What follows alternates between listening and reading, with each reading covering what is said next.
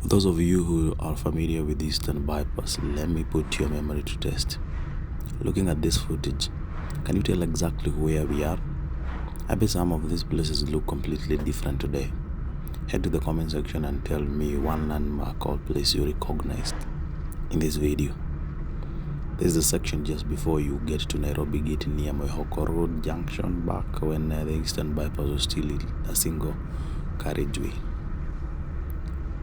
Ever since this road was dual, I have witnessed some of the unbelievable, the most incredible things at this roundabout.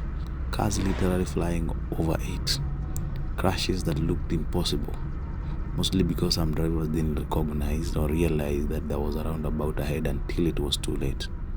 Thankfully, things have improved over the years as the drivers have become more familiar with the road.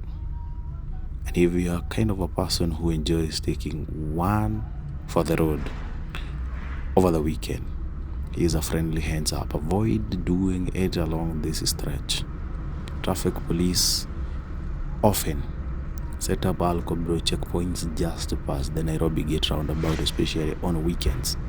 In multiple occasions, because I am a frequent user of this road, I have seen and met some people driving on the wrong side of the road just trying to escape the alcohol checkpoints. And when they get you, you know what's going to happen? Some fines and 30,000 Kenyan shillings to pay. You have 30,000 to give to the government that is taking you more from your pocket? I bet not.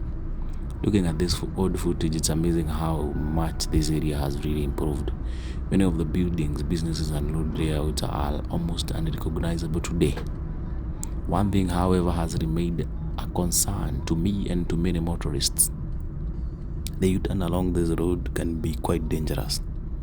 The acceleration and the merging lanes are very short, narrow, forcing drivers to join fast-moving traffic with very little room to build up speed.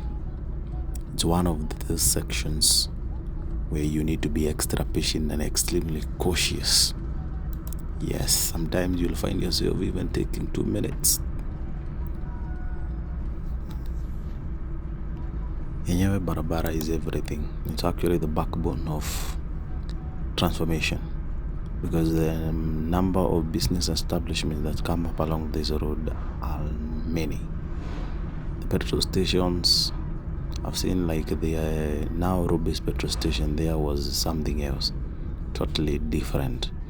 There are so many petrol stations that come up, and in this building that you see here, there is even a cafe.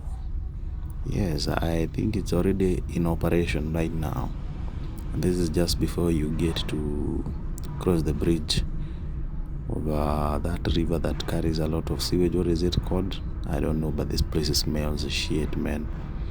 It still smells shit, but let me tell you, the business that have come up along this road, and I'm sure that the price of land here has also skyrocketed, because as you can see, there is a lot that is happening. At a time, they were still building this bridge here, and yeah, this is where this is actually where the river passes through the road. So yeah, this road has really improved this area, by the way. Nowadays, now you can live in Utawala.